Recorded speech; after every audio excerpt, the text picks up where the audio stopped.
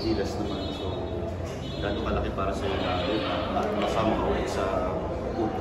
Well, nung tinanong ako, siyempre, sumagot agad ako na yes, I'm willing to play again kung makipaglaban man dun sa 12 spot kasi yun yung sinabi sa akin. Hindi naman ako ginaranti ng slot agad sa final 12. So, sabi ko kay Boss Al nung tinanong ako, kahit practice player, pupunta ako.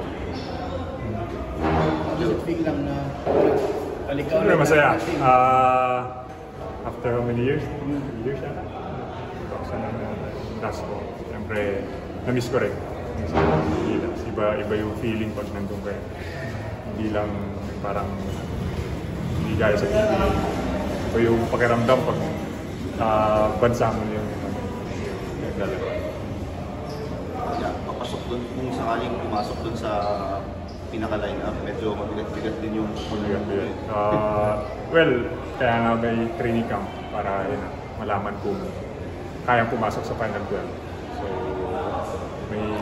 may schedule na. So, ako pag-aano. Medyo may pressure ba kasi alam naman natin yung 4-0 na si Gilas so far sa Asia qualifiers. So, yung pabigit sila. Malaking spot yung pupunan mo. Kung makapasok ako ng Final 12, malaking pressure sa akin. Pero talaga kasama naman lagi sa buhay.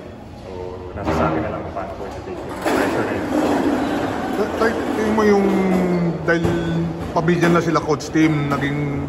Well, siguro may nakita nga sina coach team, yung mga coaches sa akin na yun pwedeng umano dun sa sistema ng Gilas. Parang pumasok pa sa isip mo to one way or another, tinatry kang i-recruit or nung sumama ka sa Ginebra na Wala naman sa isip. Sabi ko nga nung 2000, yan na ba yung last ko, na pahinga muna ako. So, tinanong ulit ako ni Boss Al, sabi ko healthy naman ako. So, why not? Kailangan tanggihan ko yung opportunity na binigay sa akin. Balas nito CDs. Yun nga, medyo may kunting ba? Gusto mo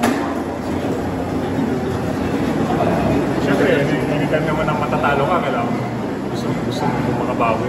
Kasi talaga basketball eh. Pag talo ka, kailangan bounce back. So, ito siguro sa bounce back sa Gilas. Thank you.